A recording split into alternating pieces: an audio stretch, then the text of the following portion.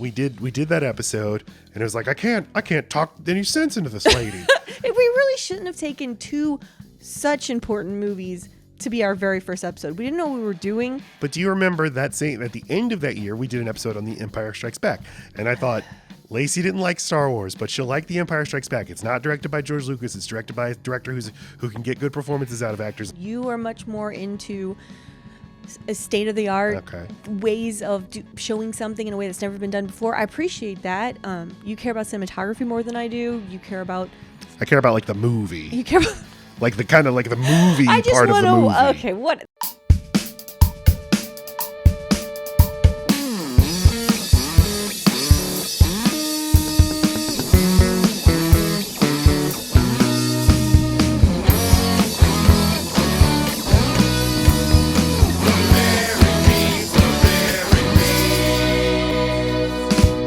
Merry Christmas. Oh my God. Oh, Father Time or Jacob Marley. Got me. This is Load Bearing Beams, and I'm Lacey Roth, and Matt Stokes used to be here, but now it's his ghost. I'll chime in when I can, but you... Fantastic. Matt decided to get sick for Christmas. I got sick for Thanksgiving, so this is, the kind of thing that makes this marriage work. It's the give and take, people. And I was saying this after you got sick. You get sick now, and it's like, it's devastating. I don't remember you ever being super cool about it. Yes, I guess so. Well, it's harder when you have kids because your kids are like, I don't give a shit, entertain me. Right. And you're like, but I'm sickly. I can't. It's very sad. It just, again, and you'll be like, I never did that. But I reflect on all, when we had real jobs, I would skip work once a month and call in sick. And if I was actually sick as much as I claimed to be, like, I'd be dying if this is how I feel now. Well, that's why you go with stomach bug. It just means pooping a lot. You don't want any of this in your bathroom. Oh, that's what Mr. Boss. Done. That's not what you did. What did you say? Strep and mono? I have like flu-like symptoms, Mr. Boss. Yeah. Noob. All right, what are we doing? Simp. This is our inaugural. Mailbag episode. Mailbag. It only took us 7 years. All the mail. Well, we need people to give us the mail. Yeah. Thanks. Thank you. Truly. You are all very appreciated. So much appreciated that anyone that sent us in a question, as you may have heard, will be entered into the giveaway to get these Blu-rays that I've found, but we already have copies of them. So yeah, so that'll be happening. We will spin the wheel at the end of this episode. Okay. So this is our mailbag recording, December 27th, coming out December 29th, last episode of the year. The following week, we'll be back on our normal schedule with movie episodes, starting with episode 99, which is on Dirty Dancing. Why? Because it is the titular load-bearing beam. It is the genesis of this podcast. It is a movie very important to me, but one that I wasn't sure how it would hold up, and I certainly wasn't sure how it would be when I presented it to you for the first time. I had already had several fails, and this one I felt was too important to show you because it is foundational to what makes me. And that's where we got the idea. And then we started this podcast. Well, and more to the point, the very first episode of Load Bearing Beams was about... Yeah, let's get to the point. Dirty Dancing and Star Wars, because we used to do 2 movies per episode. A bad idea. Super dumb. So yeah, our first episode was on those 2 movies, and we decided we're going to give them the actual treatment. Episode 99, Dirty Dancing. Episode 100, Star Wars. Why is Dirty Dancing coming before Star Wars? Because Matt is a little bitch. Because I'm a little bitch. Also because we swap Lacey movie, Matt movie, Lacey movie, Matt movie. And that's where it falls on the calendar, I'm saying. Oh, okay. So the week after that, Star Wars. Now, you might be asking yourself, which Star Wars? And if you're asking that, you're no friend of mine. Because there's only one movie called Star Wars. Well, and you only have 3 friends. So it's not one of those 3. Yes. Probably not. So episode 99, Dirty Dancing, streaming right now on Paramount Plus, people. How hopeful. And hey, we'll just announce the whole January calendar. Episode 100 is Star Wars. Episode 101, January 19th, is Lacey's movie, The Whole 9 Yards. Finally going to pay tribute to the late, great Matthew Perry. And then episode 102 on January 26th, a similarly regarded movie, Casablanca. Where we will pay tribute to the late and great Humphrey Bogart. You've gone too soon. Okay. So these questions all came into us on YouTube and on TikTok. And TikTok. so yeah, we'll go back and forth. I'll read one. Lacey will read. You didn't get one. any on Instagram? No, You nothing. keep up with that sort of thing. No, and I put a post up saying send me questions, and no one did. You probably shouldn't have used your prospector voice.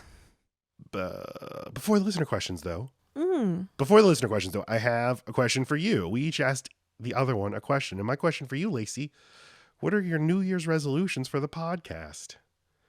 All right. Well, that's simple. I want to watch more movies that will inform my understanding of the actor in the movie we're actually covering, or the director, or whatever I think is important. You do that. You watch a lot of movies. I know I don't have the same.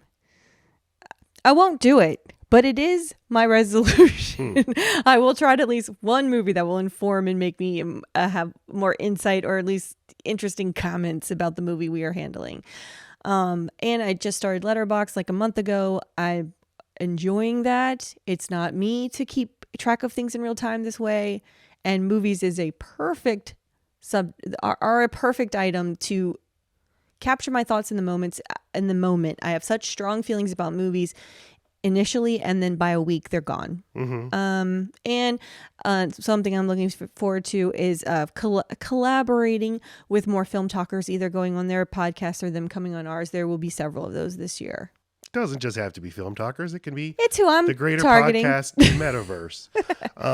Why aren't they on Film Talk? As I explained to you, you got to, when you watch a movie, you got to get in the habit as soon as it's over. If those credits roll, you pull out that phone, put your star rating, and understand that your star rating, like when you look back at it later, it is literally just like how you felt in the moment, because your opinion can like change just by you going to sleep and thinking about it, which happens all the time. And ratings are not made that to be useful, broken. but yeah.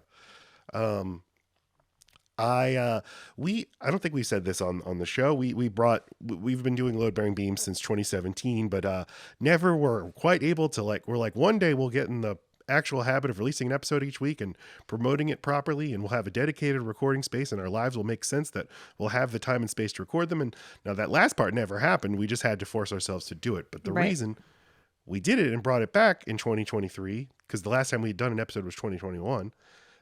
We were going to do a new podcast on The Leftovers, the TV show The Leftovers. I forgot we were going to do that.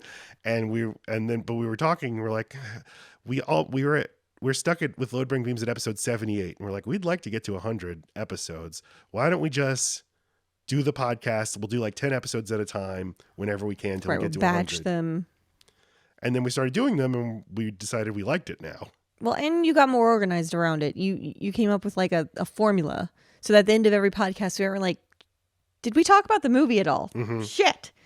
So that just helped me keep pace and know, I need to know how long something's going to take. Anyway, but then I got into it because I always have a little bit of a lull in October with my work flow. And I was like, let me just say what this YouTube short stuff is. And I had a little bit of like, a couple of videos took off once I found what style worked for me. But then I discovered TikTok and Film Talk, and I never looked back. And truly, it is my constant interaction with that with those people. That sparked this fire. What's crazy about these animations is like you were only making them for YouTube. Now you're only making them for TikTok, but I will then take the animations and upload them to YouTube. And the two most recent ones both got like 5,000 views very shortly with no promotion or anything. Which it's is weird how that high works. for I don't really promote the shorts. Well, I mean, not even like putting a tweet out or anything. Oh, okay. For whatever that's worth. It's just, and I felt they were both kind of niche, but maybe that's why they worked. Yeah, I don't know how it works. I don't know how YouTube Shorts works or who watches them, but these are complete strangers commenting on them.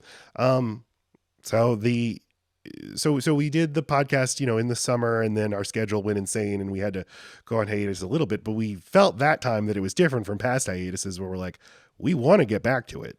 And I think we moved into this new house that has like more space, and just having your own space so you're not stressed out about setting everything up makes it easier. So that's my advice for podcasters, which I'm sure was the question we were answering. Just dedicate a space in your house that you can keep all of the shit set up, and spend money. You don't spend a lot on lighting. That's if you're doing a video component. But Oh, right. Light your voice for the world to see. yeah. So yeah, I mean, my resolution for the podcast is just do it, keep doing it, keep going. And we have we have like a vague schedule for the entire year planned out. Like I think in December we already know we're going to be doing an episode on The Grinch because it was such a firestorm online about us thinking that movie sucks, and people were like, there? "No, it's good." Where was the firestorm? It was. I'll tell you where it was. It was www.online.com. Okay, well, I got the most pushback for my opinions on Willy Wonka. The Oompa Loompas specifically and how they were treated. People did not like my opinion. People think they're treated good. They think I don't understand the point. I'm like, no, I got it. I'm sorry. What? I wasn't These are aware of strangers. this. These are these are because if you send out a video when it's topical because something else is popular, like the movie Wonka, that's when I get the most eyeballs on my random thoughts, and just people I don't know and who don't know us, don't know our sense of humor or whatever, just like, you think he bought the Oompa Loompas? Ha! I was like, That's in the text. He bought them with cacao beans. well. Also, someone was like, he freed them from a life of misery. Like, Now, did all of these people have a apartheid era South African flag in their username? that should have been the red flag, the apartheid flag. Yeah. No. These were children, mainly, and enthusiastic adults. Whatever. They just think I didn't get it. I was like, I'm just kind of making some jokes here, people. And I think I get it more than you do. Billy of Nebraska. All right, I have just one more resolution about movie watching, because I always try to I don't remember asking you your resolution. Don't care. Well, I know, but we're each going to answer every question that gets asked. Okay. When I have like little projects that like I want to watch every movie by a director in order, or the projects that have currently stalled are I'm trying to watch every David Lynch movie and I'm stalling out because I don't want to have to watch all of Twin Peaks, even though I'm sure it's good. Well, that's not a movie.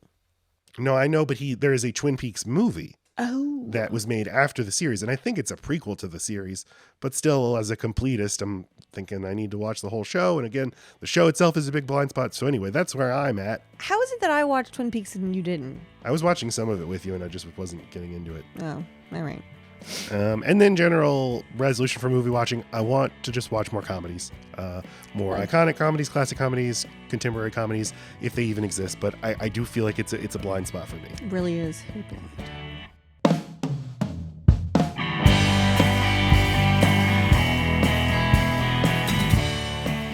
Question number 1 from Patrick Perot 296. I assume that's our friend Patrick Perot. It'd be a weird past guest of this podcast. And he says, by the way, congratulations on your success as podcasters. Well, thank you. It's what success it is. I haven't listened as often as I should, but I've truly enjoyed the episodes I'd listened to. I guarantee they're the one where he's on it. For inappropriately prying question, where's the weirdest place you've made whoopee? Now, we did tell everybody we're going to be brutally honest. Oh, we're gonna nothing's no off the holds table. bar, 0 bars holding me back. And I knew Patrick would Tell his filthy mind would ask something like this. So tell him, Matt. Yeah, weirdest place. So the answer is Seattle. Fucking weird there. So the next question comes to us from Screen Time. Hi, Screen Time. My TikTok friend. What do they ask? What's the biggest waste of time you spent with a movie or TV show? I'm happy they did the or TV show part of this because I really had a hard time. I don't think I think of watching a movie as a waste of time. It's done so quickly, and it's like collecting stamps or it's all, I get to file it away. There's something more meaningful no matter what the movie is. Just checking it off. Can I say something to that? Yes. I agree. I would never call a movie a waste of time. Yeah. I think even bad movies, like there's definitely value in bad stuff, and it's good to not like something. It's good to sit there and think, why isn't this working for me? So I was glad he said TV show. Then I had an answer, and I think I called it Supernatural or something when we were trying to figure this out. But it's called Heroes. Does that ring a bell? Sure. 2006. I remember the first 2 episodes, maybe even the first season. I don't remember. I just remember the feeling of like, hell yeah, that's an interesting fucking way of approaching this subject matter. What the hell? boring fest. Yeah, so Snooze City. and lots of people felt that way about Heroes, including me. Oh, I But didn't know you watched it. uh-huh. This is my life before you. Yeah, I watched it with the lady who was my girlfriend at the time. Here we go. And she was very into the show, and I was less so, but I was still, going along. But what do you take waste of time to mean? I mean, Well, this is more than just a show you didn't like? yes, because I guess I do need some shows are meant to just be 1 season or 2 seasons. I love when a show knows it's got a runtime where it knows where it's going when it starts. I love that. And there are some shows that are just can't call it quits, and they become something more like a daytime soap opera. It's a shell, a husk of what it started off as, like Grey's Anatomy or CSI or something where it's just like, okay, it's comically long. It doesn't even have any of the same cast anymore. That's a little different, but there are some shows that go just long enough where I got so invested in the first season or season and a half, and then it had no idea what the hell it was doing. It does feel like it's an incomplete book. I just read 3/4 of a book that didn't have an ending. I'd say that's a waste of time. Oh, I don't agree with it's the journey, not the destination. I don't agree. Like Lost is the classic example people have of this, of what that ending was so shitty they didn't know where they were going. I don't agree with Lost. I mean, it was enough of a journey. There were enough great ideas. But people said, like, how dare they start off that show and not actually know how they're going to end it? And I don't think that's actually a good way to make art. I don't think you should have every single, like, you're making a TV show, make every episode and every season as good as you can. It doesn't mean you have to have every step mapped out to the end. And that's why I'm saying that there are certain shows that they go far enough that I'm going to count them as good no matter what, even if the last season isn't super tight, like The Sopranos and I think that's the only complete The Sopranos is like the last episode, right? Not anything before that. Yeah, and From Babies. From Babies? Yeah, From Babies. Babies with diapers, yeah. Who don't like that the ending is ambiguous. They're like, what does it mean? Oh, it's like, what is the show From Babies? Why did it cut to black? Got it. I famously, though, will not watch the last 1 or 2 of any show. I just don't. It is this weird thing I about won't you. do it. I also don't eat the last bite of food. Like then it gets to stay. It gets to stay what I want in my mind. Yeah, but you make it sound more deliberate. It's not like it is. But it's not like we're watching and then you're like, no, I'm not going to watch anymore. It's just you never again ask, you want to watch this tonight? That's deliberate. Okay. If you have a roommate and you know that in a year they are going to move away to another state, it's not a decision. If you are best friends with them for a while, that just starts to taper your mind. Just starts to help you let go. Okay, yes, you're consciously disconnecting from the show. Subconsciously disconnecting. Okay. Yes. And then one day I go, you know what? No, I don't need to see that. Next. That's how I keep it. My answer to this, I thought a lot about this. Because I will call TV shows a waste of time in a way I won't with movies, because something can be shitty and take a long time being shitty. Like, it's not about the show never answers the questions I want answered. It's the show never got good. And so many shows are like, just stick with it through the first 6 episodes. It really takes off after that. And I have, like, in the past, I was patient. But I'm done with that shit. I feel like Pinky Blinders is one where we tried like a couple of episodes and maybe we just didn't. We only watched the first episode and we thought it was fine. But there's something about it, though. It just didn't stick. But I don't know. But I still wouldn't call that a waste of time. Yeah, and all of it gets stored, and all of it helps me understand and have better thoughts, more interesting takes on stuff. You need to be well-rounded. There's shows that like I gave a long chance to, and then just gave up on. Not in the this sucks, but just acknowledge this just isn't for me. Something about like what? Schitt's Creek. I watched with you for 3 seasons. One of my top 5. And I'm like, I like these people. They seem like nice people. I wish them well. But this, I don't know. It's too sweet, too trachely, too Canadian. Maple syrup asses talking at me. Maple syrup asses. And mommy like. So yeah, that was one. But I wouldn't say that's a waste of time. The things I would say are a waste of time is like almost every show made by Netflix. Almost every show that went straight to Disney Plus, every Marvel show, every Star Wars show. I haven't watched Andor yet. That's supposed to be the good one, but I still haven't watched it because I'm so burned out by the other ones. I feel like every time you watch one, you say, this is the one that's supposed to be the good one. I I know. think you said that with the DeLorean one. The The Mandalorian one. that was the first one though. Shit. Oh, man. DeLorean. Um, So one of our good friends and prior former guest on the podcast, Drew of Drewby Doobies Movies on Film Talk on TikTok. If you're not following him, do yourself a favor and do that. He is energetic and wonderful and funny and sweet and has great opinions and watches a ton of movies. He asks, what was the most surprisingly good load-bearing beam? Something you thought you wouldn't still like but ended up loving it. Love this question. And me and Matt came up with the same answer, I think. Even though I think we both should be looking at it from my load-bearing beam, I was surprised I liked it, versus you being surprised you liked one of mine, because that's not a surprise at all. But anyway, it was Drop Dead Fred. That movie... It's very underrated. I don't ever hear anyone talking about it. I don't know if anyone besides me knows it exists. no, there's a fandom online for it. All right, shut up. It's funny with a lot of heart. It has practical effects. It deals with serious subject matter. It like an abusive mom, like a bad relationships. How mental illness can make a person regress. How it can make them need comfort and find comfort in weird ways, and even find comfort in older, still abusive relationships just because it's familiar. It's got a great ending. There's one thing about the ending I don't love, but that's fine. I'll forgive it. I don't know. It had a lot going on. It wasn't just like, I'm going to fart and then pull my nose hairs and then I'm going to... No, it wasn't that, people. Well, it wasn't what the trailer had. The surprise to me was like, this is usually, if it's remembered at all, it's remembered as one of the worst movies ever made. It has 11% on Rotten Tomatoes. Not that Rotten Tomatoes should be taken seriously. It's just a reflection of general consensus. But I remember us watching the Siskel and Ebert reviews, and they loved hand-wringing about the moral decline of the world. And I think Drop Dead Fred indicated something or other. What was the moral depravity of I don't Drop know. Dead? I don't actually remember the movie. I just remember saying that was a pretty good movie, like pretty solid, well-made movie. Don't really remember it. Okay. If we do it, maybe we'll do it again this year. We'll redo that episode. You know what was the surprise?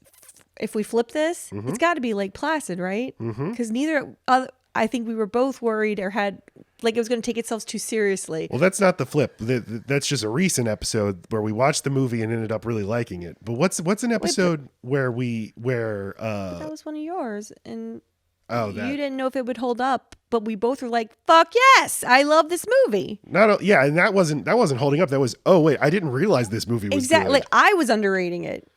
I thought this movie Placid, y'all. I thought it stunk, but like I'd find it in charming. a fun anaconda but way. I didn't understand how good this movie was. It is funny as hell. There are like 3 leading men, and I'm here for all of them. And the leading woman is my favorite part of the whole fucking thing. So, woman's Bridget Fonda.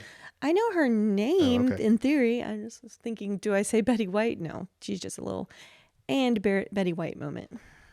All right, here's another question from another Film Talk person who was very welcoming and amazing from the very jump with us, and he has very unique content, all classic movie related. Go check out Let's All Go to the Lobby. And he asks, what movie did someone hype up so much that it ruined the experience for you when you finally watched it? Matt, you take it. Yes. I like this question. This definitely used to happen to me a lot. I don't read reviews anymore, actually, or I don't use reviews to judge whether I'm going to see something because I just see stuff. Oh, I took this, I guess it doesn't matter, but I took this to mean the like buzz of people. Like if normies are just walking around going, did you see that? Well, my answer would be the same, and it's The Dark Knight in 2008. Oh, and okay. I really liked Batman Begins, and if I had just went into the sequel cold, hey, I like Batman Begins, and I like this too.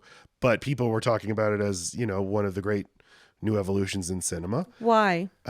Because of the quality of the filmmaking and the transcendent performance of Heath Ledger and how fucked up this movie is. You won't believe how seriously it takes he already passed superheroes. I'm sorry, he'd already passed away. Yes. So there's some, like with The Crow, there's just some hauntingness, something that gives something more of an edge if the person passed because of it or right after it. Or so I think that in its own way is hype.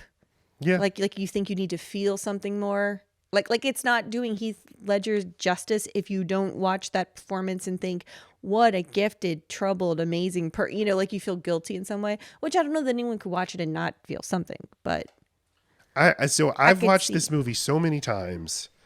Every time I come away feeling like this just doesn't connect with me. I appreciate it. Especially the performance from Heath Ledger. I think the big truck stunts, just the scope of the production, like I really admire. But of Christopher Nolan's movies, it's like probably my least favorite. It's my least favorite of his Batman movies, by definitely. And I don't know if that's going all the way back to how I felt in 2008. I don't think it is. I just think something about this story doesn't connect with me and never has. Okay. That's the one I beloved. immediately thought of when he asked Yeah. this. Every word I say is digging me deeper. People are going to be mad about this answer. Don't worry, because no one's going to remember that when I tell everyone what my Okay, mine which is what? Well, and two guys, I'm going to get a redo. So this is present Lacey. Who knows how cool future Lacey might be, but the movie that I think is impossible to love the way that everyone else fucking loves this movie is if you didn't see it in the 80s or the 70s. It doesn't matter. But like you needed to have seen it close to when it came out. It needs to still be a fresh idea. And God, You didn't say the movie. I know. I'm waiting. It's Star Wars, the original Star Wars, Which I saw 20 years after it came out. You're So fucking stupid. Kids right now love Star Wars. They're dumb. Their dads make them. Women love Star Wars. Also dumb. Non-binaries who like it, dumb. Yeah. No, I don't know. I'm going to watch it with an open mind. I want to like it. Like, of course, the community I'm in, people who care about movies, this is sacrilege talk. Like, I don't know anyone else who doesn't like this movie. And my particular take, that the person who drugged the whole thing down for me, Carrie Fisher's performance. Yeah, that's the one that people are like, what are you talking about? Such a fucking Quaalude popping bummer of a You can't say that. I can too. Quaalude's a funny word. She's giving herself roofies. You can tell. And anyway, I hope that my opinion changed and I see the pizzazz that you do, the girl boss lady, hashtag bitch lady that you say is there. And I've never said anything like that. I know that. But I, of course, love Harrison Ford and everything that he's in. So Han Solo was the shining light for me. I'm sorry. Yeah, I want to be better. That was the experience, we did that episode and it was like, I can't talk any sense into this lady. We really shouldn't have taken two such important movies to be our very first episode. We didn't know what we were doing, and it kind of started the whole podcast off on this like I'm gonna tear your shit to shreds and I'm gonna tear yours, and so maybe it was probably just more mean spirited, and I probably won't feel the same way when we realized at some point when we like each other's movies, that's interesting too, or more interesting. But do you remember that saying at the end of that year, we did an episode on The Empire Strikes Back. And I thought, okay, this one, Lacey didn't like Star Wars, but she'll like The Empire Strikes Back. It's not directed by George Lucas. It's directed by a director who can get good performances out of actors. And Lacey mainly just cares about people saying words. That's all she really cares about. So she'll like it this time. And then still she's like, no, it's stupid. It sucks. And I concluded, maybe you do just have to grow up with these movies to like them. I don't think that's right.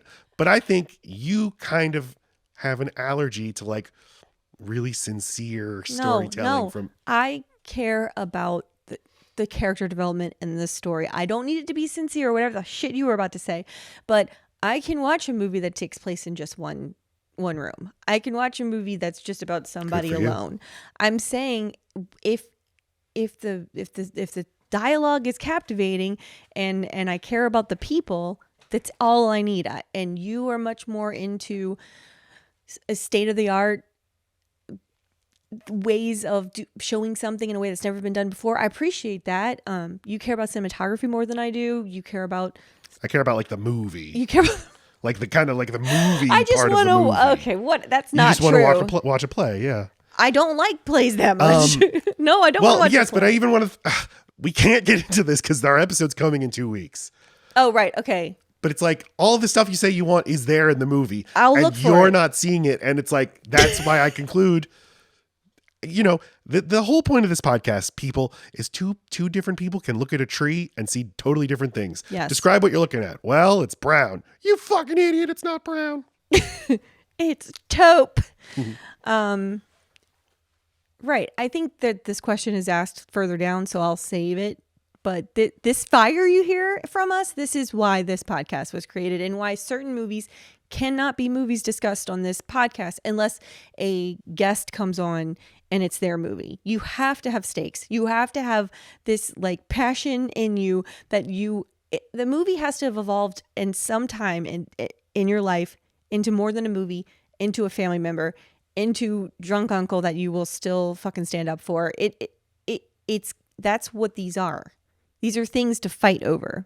So I mean, shut up. Theoretically, next question. We're kind of whore. out of those movies, though. It's not like I feel that way about Jingle All the Way. Yes, you do. You know, people fucking love that movie. Oh my god, it's some people's favorite Christmas movie. No, I know. The Anxious Hobbit asks us, what is one movie that takes you straight back to your childhood and gives you instant comfort? I love this question, and I love this content creator. She is awesome, has great opinions, and always looks amazing, might I just say. The Anxious Hobbit, she's on TikTok. Hobbit, thank you. I did not know the answer to this until I was making the promo video for our next episode where I filmed myself doing several very dumb things, reenacting Dirty Dancing. And I just started playing clips from that movie and I realized, well, it's that one. It's Dirty Dancing, and that's because I know it backwards and forwards. If you're in a place where there's hurricanes, growing up, there's always these, we don't have snow days, but we do have prepare and hunker days where you just spend 3 or 4 consecutive days with people in a house that usually doesn't have power, and you run out of stuff to do. And I did this a lot growing up, and my cousins and I would reenact the entire movie and sometimes take pictures. And if you ask me really nice, maybe I will show a picture of me as Johnny, but I need 3 people to ask for it. Otherwise, anyway, that just the complete knowledge of it, and that it angers me in my childhood because those hurricane days only happen when you're a kid. Otherwise, you're just a person who works figuring out how the hell am I going to make money while we're hunkering for nothing. And then it's the soundtrack. That this is probably a bold statement, but maybe the best soundtrack of any movie ever written. Shut up, Matt. Every single song. I don't need your assistance on this. Oh, you heard that? Every song in that movie, the greatest soundtrack of all time, will put me into, it puts me in the place where that movie puts me every time I hear those individual songs. So it is a time machine. So like Don Draper, when he's given the carousel pitch, like, a place where you belong, a place where you know you're safe, you're loved. Here's a meal for you to eat. That's you with Dirty Dancing. He's click, click, click. Here's Johnny and baby. Click. Here's, what's his name? Why can't I think of his fucking name? The dad. Yes, hold on. He looks like a Harry. Is that his name? Fucking Law and Order. And he's Lumiere in Beauty and the Beast. Oh my God, Matt, this is so interesting. Either the movie does this to you or it doesn't. You fuck. What can I say? Yeah. Half of us have bad taste. Looking at you. What's a movie for you that puts you? Is you going to say Jurassic Park? Okay, let's move on after that. Well, is it Raiders? Is it Jaws? Shut up. We did discuss the idea of the way that this question was phrased takes you back to childhood and gives you instant comfort. And I said to you, Lacey, you and I are the same. We both resent childhood and hate it and think our childhoods are stupid and with nostalgia is bad. And you're like, I don't agree with that. You're right. The word comfort. It instantly brings me back to happy times. I've got no bad memories mixed with this movie. And I don't know that I have strong memories mixed with many movies to begin with. So that word does add a little, it makes the question a little harder to answer because Matt and I didn't feel tons of comfort in our childhood to begin with. So it's not a place we're yearning for ever. And it's certainly not a place we'd go for comfort. So I'm just not a nostalgic person in general. I think true. That's why I was so excited to start the podcast, all those years ago, because I wanted to say, let's examine nostalgia as a malign influence in our lives. And when I became a film fan as a teenager, part of one thing I liked about that was sort of like re-examining movies I thought were great and realizing they're not great. And that's good. That's fun. That is fun. But you also like to be the smartest guy in the room. I just don't feel like I get nostalgic about movies, really. You don't feel a certain thing when you see the logo for Jurassic Park. or to hear that music. It's No, music. no, because I loved Jurassic Park when I was a kid. I loved the Star Wars movies when I was a kid. I love the Star Wars movies and the Jurassic Park and Jurassic Park as an adult, but I love them because they're good movies. Well, yeah, but they can be good movies, but they still can put you in. They can make you giddy the way you might. I'm sure that, yeah, there's part of like my psychology that's activated when I hear like the John Williams sting.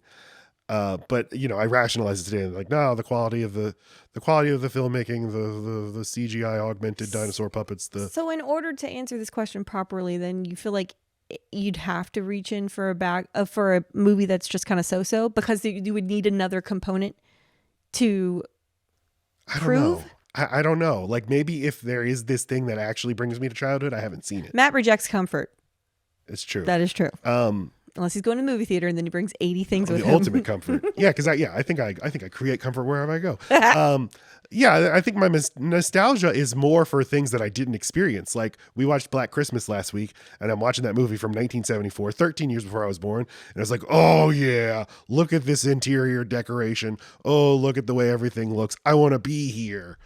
I didn't grow up in a place where it snowed. I didn't live in a sorority house with Margot Kidder. That's true. But part of me is like, I want to crawl in the womb of this movie. Ew. So I don't know what that's about. Isn't that a Star Wars thing? Doesn't someone like survive because they're inside of a thing? Yeah, Tauntaun. Okay. So so thank you for the question. Moving on. Star Wars. I don't know. Okay, so this is the question I was talking about, and this is from our friend Cinematic Joshua, also a past guest of the show. If you're not following him on TikTok, do so. His question, he's got a few, is what are your criteria for movies that are not load-bearing beams? Why are universally enjoyed movies not considered? I don't think that that's actually, I don't think they're mutually exclusive. It has to be one that someone feels deeply connected to, but hasn't seen in like 10 years. There needs to be some distance because growth has to have occurred in the person's brain. And it has to be somebody presenting that to a person or people who have not seen it. This is their first time. They are going to see it with adult eyes. And you have to experience, oh, I can't really defend this movie. I was wrong. Watching you not enjoy it, and I can't think of enough reasons to make you want to like it like I do. That's when you know you've got a nostalgia situation. And if it hurts to let go of a movie, that's when you know it's a load-bearing beam. There's a whole group of movies where me and Matt already agree we like them. They're important to us. That's not a movie we would cover. If a guest came on and they had one like that, then we would. That'd be fine. But if it's like a critically acclaimed comedy or just, I mean, as you see, something like Star Wars, you would think everyone would agree, but like I don't. It's just there needs to be tension. There needs to be stakes. There needs to be some room for surprise, I think. That's what makes it interesting. Okay, well, we started the show with, this is what a load-bearing beam is, but did quickly find there's only, 10 of those that each of us has, and we need to keep producing episodes. True for me. You keep saying it as though we both... No. I have way more movies. Okay, but it's not like every movie we talk about that you pick is like, if we find out this sucks, I'm going to crumble. It's not. They're not all like Dirty Dancing. They're not. And that's okay. It's just the title of the show. Like, what is Chapo Trap House? I don't know. Just the name of the show. The show is Load Bearing Beams, and we try to pick things that fall into the criteria, but we're not going to be able to keep going if we... You need some differencing of opinion. You need someone to have to kind of stand up for something that just raises better points. It even makes the person who likes it think more deeply about the movie, and you get a better conversation. You learn something. You can even end up convincing us that we were wrong, and that's my favorite. I sometimes convince myself I'm wrong, and that's fun too. So if we all from the jump agree that this is a good movie, sometimes I guess I just don't get motivated to use it on the podcast. Well, the way others. When we started the show, we're like coming up with our examples, and I think that our ultimate load-bearing beams are mainly the movies we covered in the first 20 or so episodes. So if somebody new who hasn't done 100 episodes of the show, like has their own list of movies, I want to go with something way at the top, which is, again, something you haven't seen in a long time. You remember it fondly, but you're not sure. It could suck. And so I don't want it to be something that like has a universally positive reputation. Right. But then Star Wars does and you don't like it. Okay. Wade email. Number asks, one "Who's supporter of that?" the podcast since we started. Hello, Wade. We love you. Hey, Wade. He says, "What was the first R-rated movie you saw all the way through, and how old were you when you watched it?" Matt. Yeah. First one I ever saw at home, I believe, was The Matrix. I saw it at my friend's house and saw it on digital video disc. How old? 11 or 12, probably. That's weird that you and I had a similar. And I remember his dad, who was very into like gadgets and tech. I said to him, "I think it's an R-rated movie. I don't know." And he said, "Well, I can actually make it PG-13 rated for you." Oh, that's weird. Which, no, he couldn't. Fucking groomer. Well, okay, no, he's just like, he hadn't read like the manual of the DVD player and just assumed like, well, that's a feature, right? Is I can edit movies. Right. He was just saying that so you'd shut up and watch Maybe. the movie. No, I think he actually thought. Would. How would he think that? I think he thought all his. It doesn't matter. That doesn't make sense. Okay. But the first R-rated movie I saw in theaters, I believe, was on New Year's Eve 2001, and it was not another teen movie. Lacey, what's your answer? All right. Well, if we're talking about theater, it was either Scream 2, I would have been 12 years old, but I would also be living in Bush, Louisiana, which we didn't go to the movies that often. So if that's not Is there a theater there? In Bugaloosa, there is. Say the name of that town again. I don't want to. Bugaloosa. And it's just like it sounds. You're over in Bugaloosa. It also smells like it sounds because there is a paper mill there. But I do remember feeling very meta about it because I remember my memories are that I was in the theater when I saw Scream 2, which would make sense, me having that connection since that's what opens is in a theater. And if I'm wrong about that, then the most likely thing I saw, I would have been actually able to go to an R-rated movie was when I was 14, and that had been The Matrix. So wait, you couldn't have been the age you said if I saw it in the theater and you saw it at someone's house, right? What you had to be a little older. You would have seen it in March of 1999, and I would have seen it like March of 2000. I am 3.5 years older than Matt. So, all right, and then if we're talking about at home, the most likely thing I saw first was probably The Lost Boys. I didn't realize that was a rated R movie, but I would have been like 7 years old, or When Harry Met Sally, which also around the same age. And if it weren't, if there's any possibility of it something beating that, or being, fuck my life. Or maybe it was Porky's, but Porky's I wouldn't have seen until I was like 10 years old. All too young to see any of these movies. But I did want to one-up you, Wade, and let you know that the first MC-17 movie I ever saw all the way through was Showgirls. And I was 12 years old, and it's still one of my favorite movies. Fucking love that movie. Say that rating again. MC-17. Oh, it's NC-17. No, it's Mickey's Cheese 7. NC. NC? It's NC-17, yeah. What does it stand for? Naughty. No children. No children 17. So only younger children? You don't know what it Yeah, no, it stands for no children of 17 and under. Okay, he follows this up. MC-17. Fuck you. Okay, he also asks how many movies named Casino Royale count as official James Bond canon. 1. I've got no answer for you, sir, and you know that. Well, what is the James Bond canon, though? I don't care. I define it as just, movies produced by Eon Productions. Obviously, different actors have played James Bond over the years. Obviously. And sometimes a different studio will make a movie starring somebody as James Bond, like when Sean Connery played James Bond in Never Say Never Again. I would not count that as part of the James Bond canon, because the James Bond canon is, again, the Eon Production. Can I shoot you with a cannon? Movies. And so Eon Production has only produced one, Casino Royale. But there was, I believe there's at least 2 other actual productions, adaptations of that novel that are outside the James Bond series. All right. I'm going to say some of these questions, we're being asked for a list of things. Rattling off a list is probably not super helpful. So I would recommend watching the YouTube video of this episode so you can see our letterbox list for these things.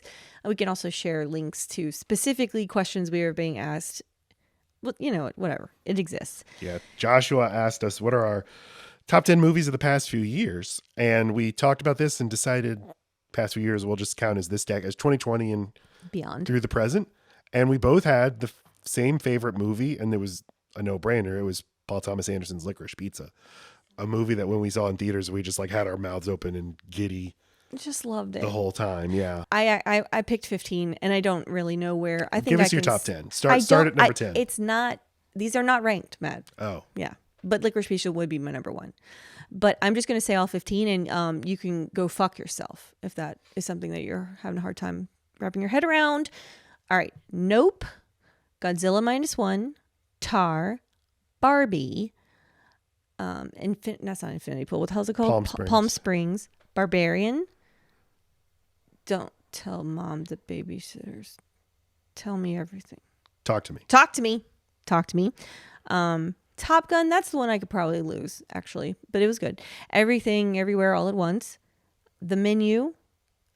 Barb and Star Go to Vista Del Mar. That's it. Yeah. Yay. All right. Oh, shit. Hunger Games, Song of Snakes and Birds. Bird Songs and Snakes. That's good enough. Okay. The Killer and John Wick 4. Yeah, good list. Thanks. Yeah, Licorice Pizza, Oppenheimer, Benedetta, Power of the Dog, Tar, Killers Power of of the the Flower Dog Moon, Tar. Killers of the Flower Moon, The Green Knight, Maestro, 3,000 Years of Longing, The Assistant, Asteroid City. All right, that was just an insane way to say that. So we will have graphics for that because that was like you invented movies there. And I haven't seen Killers of the Flower Moon, so I'm sure that would be on my list. But And then I think I did a list of the best of the 2010s when the decade ended, and then I revived it because I thought I know what my actual favorite movies, top 2 movies of that decade are, because they're both movies that I watch and then I'm like, all right, how much time do I have to let pass before I can watch it again? And it's not embarrassing. So what are those? Gone Girl, Yes. number 1, and Gone Girl. Mad Max Fury Road. Those are my 2 of that decade. What, of 20? Of the 2010s. Oh, okay. Yeah. Gone Girl is fucking awesome. What were some of your biggest fights over movies? That's Joshua asked. Tricky. If there's anything I let escape from my brain, it's tiffs. Like huge fights, I might remember those, but I let them go really quickly. But like just little like, fuck you stupid guy, I hate podcasting with you stupid bitch, your opinions are bad, and also this microphone is dumb.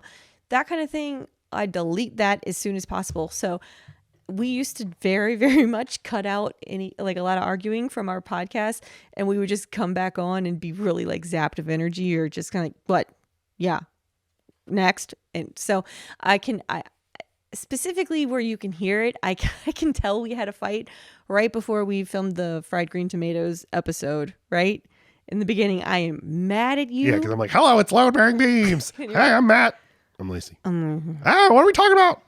And then you're like, we're married. And I said, for now. Hello, this is Load Bearing Beams, the old June bugs.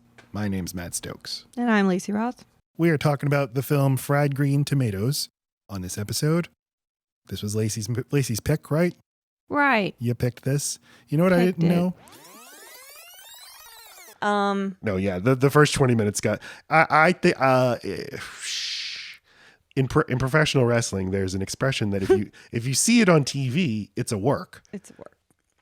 But if I had to think of like when were we very at odds with our opinions of a movie and it made us get into an actual fight probably or I don't know, just got a little heated, it would be Carrie Fisher's performance in freaking Star Wars. She is clearly been waking up from a nap every time she has to read a line. He thinks that's not the case. Well, I just like, what do you do with that? It's like, nuh-uh. Yeah. She's sleepy. Someone should give her a blanket. And then I do remember we had like a big fight after Avatar: Way of Water, which I'm not going to talk about right here because I'm right and you're wrong and it's very embarrassing for you. Yeah. Okay, I guess so. Dr. G. McGee says, If you role played, what movie character would you want your significant other to be? And you can't use Slave Leia, even if he would look good in it. Ha ha ha ha ha ha. Oh, Dr. G, you are the best. because I would be wearing. Yeah, you're the that's Leia. funny. You would look good in that. So this after our I'd big give it a shot. after this big, I know you would. The thing about Matt is, I like him just like he is. What I love about Matt is that I never met anyone like him, and so I don't ever spend any time thinking about what if he were something different or did something else. But so I was finding this hard to answer But what I decided was, what's a thing he does not that often, but when he does it, I like it. And Oh my God. and then let me Just like, read her answer. and then let's take that to someplace more exaggerated. That sounds fun. I like when Matt negs me. It doesn't happen often. It's only when he's in a certain mood, and it's always playful, but he always takes it just a little too far, and I fucking love it. He'll call me a bitch. He'll tell me I'm stupid. When we're just like walking around the house, we're just living our lives. He's like, "That's right, bitch." All of this is getting cut. No, I think it's so funny. It's because it's not like you to do I that. tell you, you're a bad cook. Right, like this is slop. I don't think I've done that. It tickles me. Oh, anyway, I like when you're mean. And so I was like, well, who's a mean, sarcastic person? Oh my God. Patrick Bateman. It's not an accident that I'm wearing this shirt, man. This is who I would have you be my American Psycho and to explain to me in the most yuppie fucking just self-satisfied, self-important voice about, why Blink-182 is like the most important pop. Help me. No, go ahead. You're doing Funk? great. Help Yeah, me. funk. Pop, funk, punk. Blink-182 is the most important funk band. They really bring out the pop of funk. Most important punk band of our generation, or whatever. I just want you to be really smug and then try to kill me with a chainsaw. That's if we're role playing. Wow. Let's do that. I was not anticipating. I don't know I what to didn't have an say. answer until I was like, what can I elevate in Matt that I like? Yuppie, pretentious mansplaining. I didn't think you'd like that. Only if you're going to kill me after. Oh, okay. I can do that. Okay. We'll give it a shot. Yeah. Well, and just treat me like I'm real stupid because I'm smart. I like when we flip it. My answer, I don't have an answer. I similarly, the women I find attractive in like fiction are women who remind me of Lacey, which is like they're mean and loud and have big boobs. Selena from Veep and Debbie, Joan Cusack from Adam's Family Values. I forgot you Bridget liked Fonda her. and Lake Placid. Yeah, but you also love the co-lead in The Leftovers. Carrie Coon as Nora. I guess Cara Coon is kind of mean too. She's very. Oh yeah, no, she's got some Lacey qualities. Yeah, so yes, a little sarcastic, a little bit of a smart ass. No one's gonna listen to this part. Everyone's like, ugh. No, but this just means I'm very, I'm not as adventurous sexually. I don't know what it means. No, but this doesn't have to be role playing. Doesn't have to be sexual. It's just Oh. if we're being sillies. I'm saying you're taking it there. It doesn't have to. And we're moving on. Okay, what's the next question? Some good content right here. Stitch and Storytime says, if you had to be any movie hero, who would you be? And same question, but villain. Hey, Stitch and Storytime, love you. You're also a TikTok friend, Film Talk. Everyone go follow her. This was hard. I feel like people have these answers ready to go, but I didn't. Okay. So I thought really long, hard. Matt, I don't have X-ray vision, my love, and that's not part of my hero. So can you bring up the thing that I You wrote? made this. I did. You're the one that made your shit so big, and then your shit doesn't stink, and then okay, there we go. For villain, I would be Rose McGowan's character from the movie Jawbreaker, Courtney Shane. That is because if you're going to be a villain, and if you're going to be bad, I want you to turn it up to 11. I want you to do it in plain sight. I want you to be so confident about it. I want to be sure that there's no other choice for your personality. She's just pragmatic, no nonsense, sexually empowered. And the wardrobe. My God, I love the wardrobe in this movie, particularly her clothes. I want to look like that. I want to enter rooms slowly. Yes, Rose McGowan for me, Courtney Shane. That is the villain I would be. And I kind of have similar reasons for my hero. I would choose to be Lisbeth, Rooney Mara's character from The Girl with the Dragon Tattoo. I love that she's highly skilled and not very social, but she's cool. I love her look. I love that her trauma empowers her to be more of a badass. If you put the Immigrant Song into anything, I'm going to like that movie. I want to ride a motorcycle to that song. I like that she becomes the hero to Daniel Craig's character, where he seems to be being set up to be the hero of the movie, when you say. Or, yeah. I just like her whole deal. So there you go. 2 badass brunettes. Brunettes are my favorite. Who, Matt? Okay. Who would you be? Yes, I took a long, hard look at this, and the fun answer is Indiana Jones, because he is he's smart. He always knows what to do. He doesn't panic, but he is vulnerable. True. You can hurt him. He gets exhausted. He gets injured. He gets fed up with all this shit. I prefer Han Solo as a character, but I think if I could be one of them, I would be Indiana Jones. Yeah, he just seems to get to do more.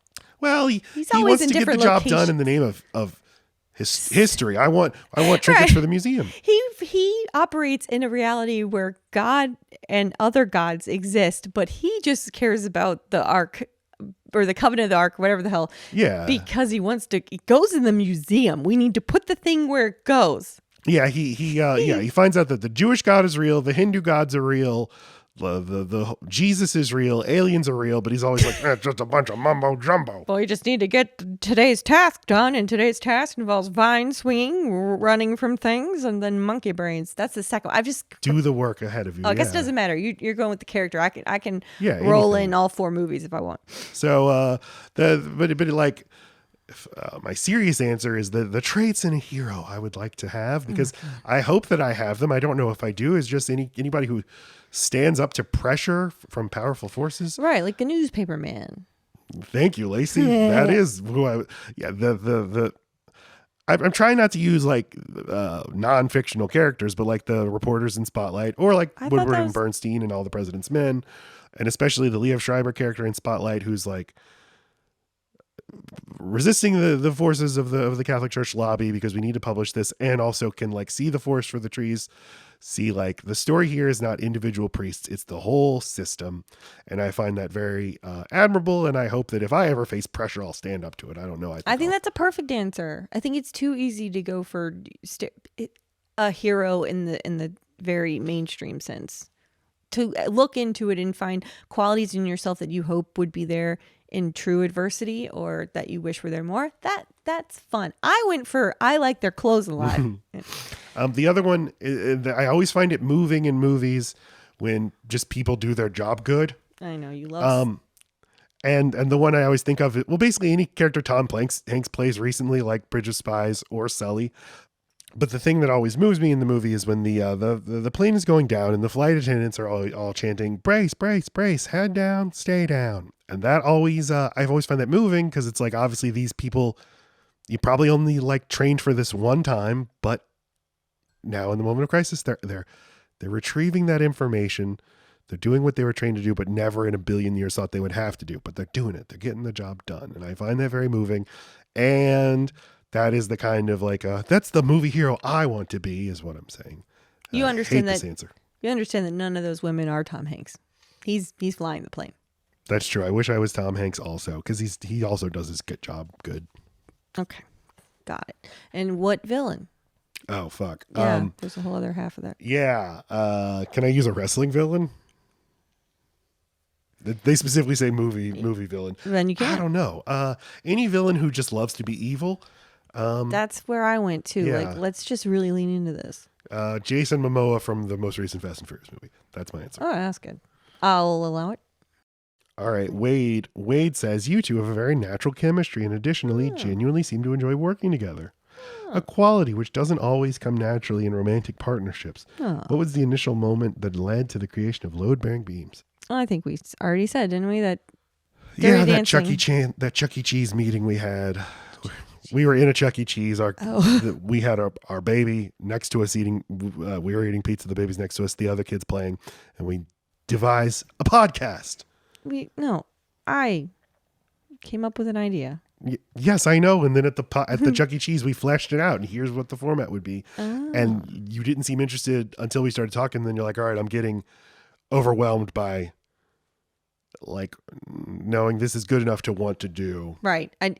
We had thought about doing a podcast. You had already done a couple of them, and I wanted us to have something that we were passionate enough about to do one with, and it just was the first time. Anyway, I was like, that's a thing. We could do a thing like that. But chemistry, like that's therapy. Go we to therapy with hated your each married other at first. No. We were good friends before we were romantic, before we were boyfriend and girlfriend, and Yep. we made each other laugh in a specific way, and but also we work together and we like travel together to conferences and stuff, so we're just used to like Right. being performative with each other. Well, but also that's probably what might be hard for other husbands and wives to just kind of randomly start a podcast. If you haven't worked together before, you got to get through all the shitty parts of like the power dynamic and like, you don't tell me what to do. And you got to accept when one of you are really good at a thing and let that person tell you how to do a thing. And then vice versa. What are you thinking of? Nothing particular. But thank you, Wade. All right. Patrick Perot asks, do you enjoy the English spelling of theater with the R before the E? I think it's really classy. reading all of these. My answer is sure.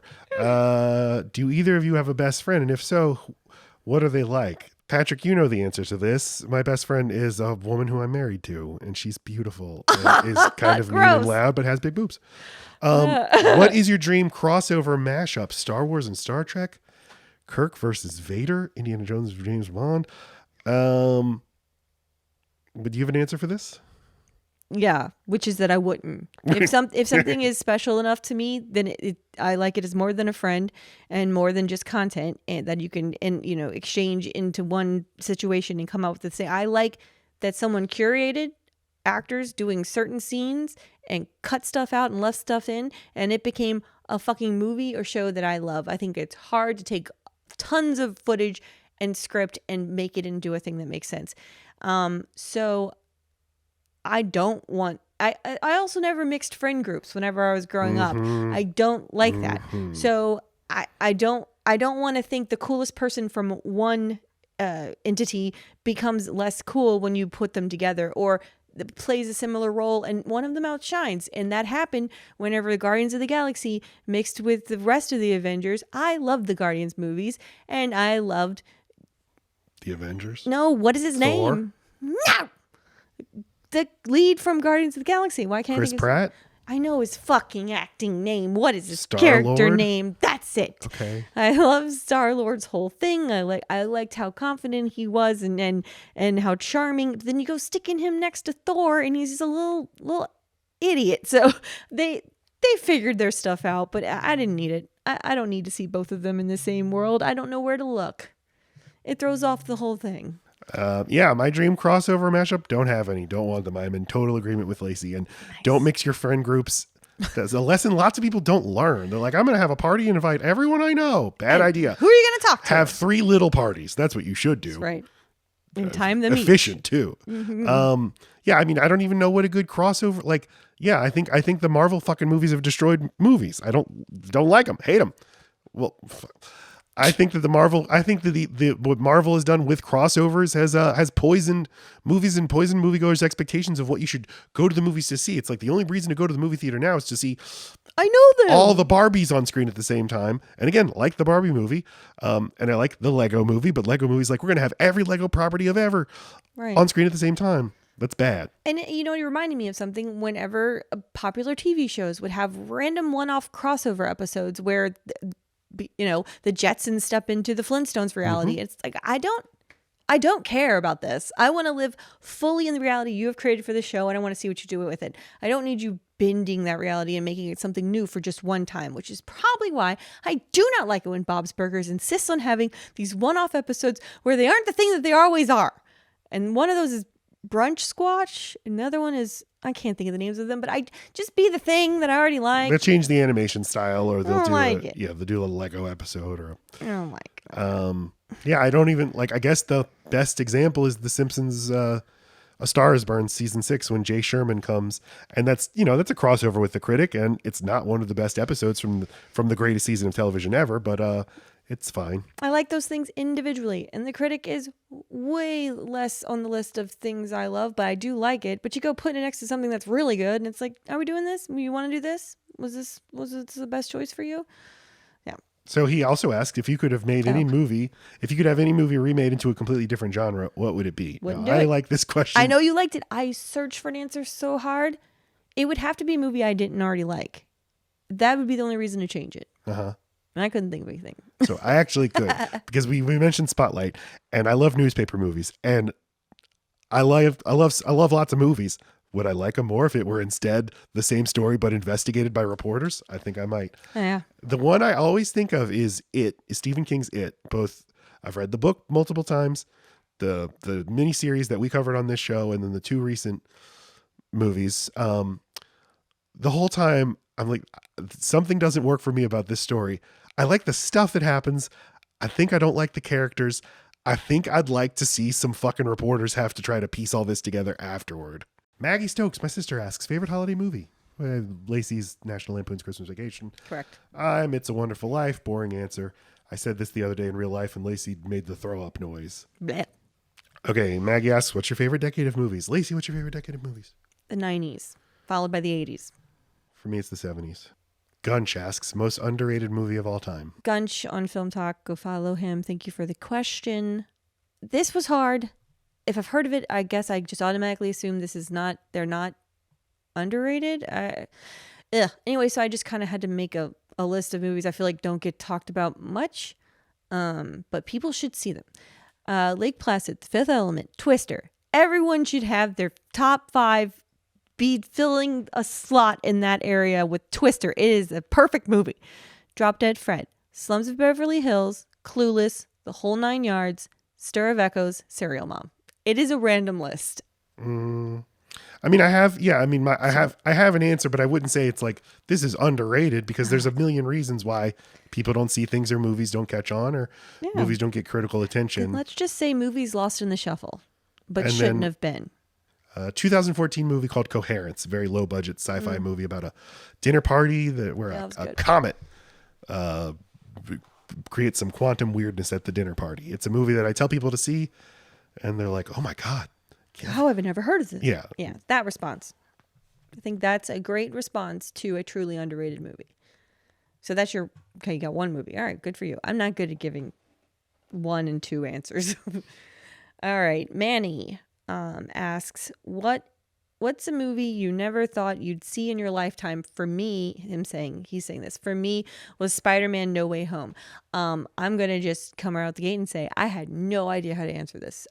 If I'd ever thought to see it, I'd just see it. There's always a way to see a movie usually. So did you have an answer? I didn't know. Yeah, well, at first I was thinking like Mad Max Fury Road or Top Gun Maverick, like movies that were in development for so long. Like since I was a teenager, I remember news about these movies in development. And it's not just, I can't believe they came out, but I can't believe they came out and were good and people liked them. Okay, I like that lens. But my real answer, and I just watched this movie again yesterday, and I felt this way when I saw it in theaters. I can't believe this movie is this good. Okay. And it's Star Wars The Last Jedi. Oh, okay. And I watched it yesterday, and it's like I was underrating how good it is. It's a fucking miracle that within the confines of Disney, of big budget franchise filmmaking, you could make something this bold with so many interesting ideas, and that is so challenging to its viewers.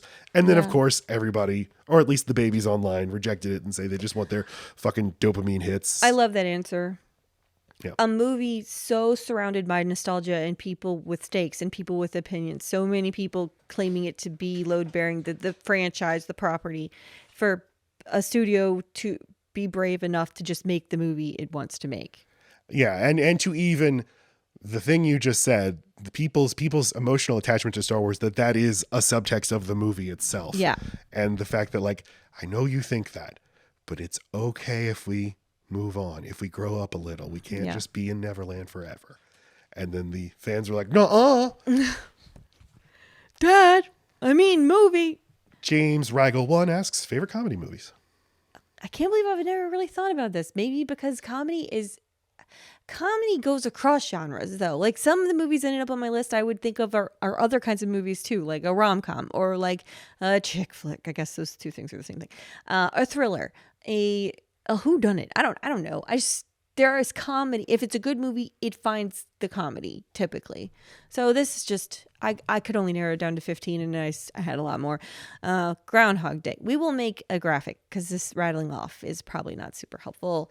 Dumb and Dumber, Knocked Up, Best in Show, Step Brothers, 40-Year-Old Virgin, The Proposal, The Wedding Singer, Hangover, Bridesmaids, Clueless, The Big Lebowski, Anchorman, Superbad, Booksmart. I picked movies that I felt did something new that I had not seen before, that some of them came along in the same genre time frame and maybe were influenced by each other, but they are all uniquely a style that I think informed a lot of comedies after that who did not do it as well. That's why this list is my list. Mm-hmm.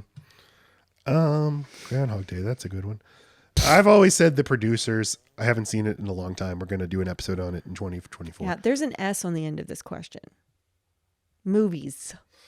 Well, here I go with more. Oh, okay. Beavis and Butthead Do America. Oh. No, I don't know. As I said, comedy is I know. I'm sorry. Comedy is it's sort of the blind spot in my movie going. And I'm going to make more of an effort, even though, I've seen every single one of these movies. I don't totally revisit comedies. You don't at all. Groundhog Day would definitely be up there. What's a recent comedy? Do you not have a list? I didn't make a list for this one. No. Oh. But yeah, the recent comedies. I mean, I like No Hard Feelings a lot, but I might have been very kind to it because it's hey, a comedy. Bottoms? I didn't see Bottoms. Good. All right. Jay says, what is your favorite movie genre? Friend on TikTok. Hey, Jay. My favorite. We already did this, didn't we? Oh, no. For me, it's comedy and horror. Comedy is probably number one. Yeah. Sci-fi for me, which I didn't realize until I made my list of the best movies of the 2010s. I was 8 of the top 10 are sci-fi. I write fiction and I mainly write sci-fi. I guess I'm a sci-fi guy. I don't like to think of things in terms of genre or even premises. I like to think that I'm open-minded and it doesn't matter what the premise of something is. It just matters if it's good. But I know I have my preferences. Also newspaper movies. Make more newspaper movies. Make movies out of newspaper. Yeah. Okay, question from Ash Loves Media. Hi, Ash. Also a film talker in a Ghostface voice. What's your favorite scary movie? Well, luckily for you, the number 2 is Scream. First is Get Out. Third, It. 4, American Psycho. Mm-hmm. That's my movies. I have a lot of horror movies. Those are just the ones that came to me. Yeah. I like the Scream movies and don't love them. Favorite horror movie for me of all time, or favorite scary movie of all time, Halloween or The Shining, obvious. Oh, The Shining. Big right. Obvious movies. Favorite modern horror movie is Us, is Jordan Peele's Us. Yeah. And even that's 5 years old. But there's been lots of great horror movies recently. Barbarian. Talk to Me was very good. Can't think of Pearl. others. People like Pearl. Pearl's fine. X, fine. X, fine. Okay, great. Haven't seen Skinamarink yet. Haven't seen Beau is Afraid. I won't watch Skinamarink. I've been warned. Monique's Movie Madness asked a very Monique question. Also a film talker. Go follow Monique. What are your favorite 80s movies? 80s movies are very important to Monique, and they're very important to me. And I'm going to rapid fire these off, and I will make a graphic so that you can all watch my 80s delights.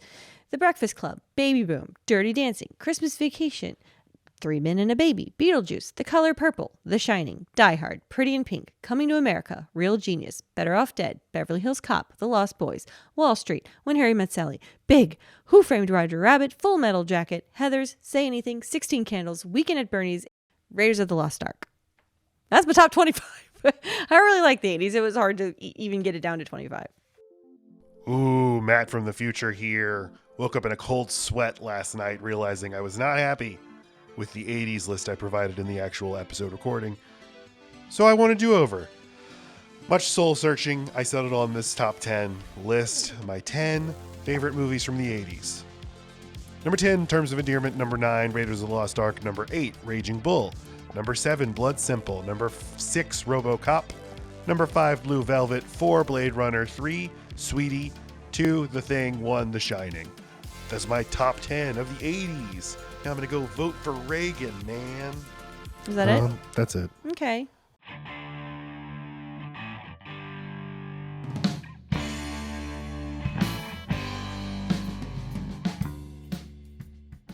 Matt was sick, but he still pulled through. What would you Sorry. give this episode a rating? What would you rate this episode? 3, 2.5 out of 5. Half a star out of 5. Aw, I'm sure there are Fucking hate moments. this. It's moments. And I'm going to break it up into chunks, into questions, and everyone's going to be like, oh, my own question. Yay. Huzzah. Follow us on all the places. And, Letterboxd now a place where you can find more of our great Okay, but thoughts. specifically, we're on YouTube at Load Bearing Beams Pod, Twitter Load Bearing Pod, Instagram at Load Bearing Beams, and TikTok load.bearing.beams. I'm on Matt Stokes 9. Lacey's on Letterboxd at Load Bearing Lacey. The music on Load Bearing Beams is by my band Rural Route 9, including the song you're hearing right now. Our album is called The Joy of Averages, and you can listen to it on Spotify. Also Apple Music and Amazon Music, Okay. Google Music, Okay. Bandcamp. Okay, I love you. Wait, Bye. are we doing the wheel? Oh, shit. Okay, God, thanks, Matt. Okay, sorry. Thank you to everybody who entered into the contest to win the giveaway to win the 5 Blu-rays. I am going to record the Wheel of Destiny. Hold on. All right, here's the wheel. I'm sure there's a more sophisticated way of doing this. This is everyone that entered. Spin it, Matt. Who wins? And it is... Oh, Stitch and Story Time. Congratulations. Oh, thank you, computer. Okay, so that's our mailbag. We'll be back in a week with Dirty Dancing. And we love you. Bye. I love you. Bye. 3, 4.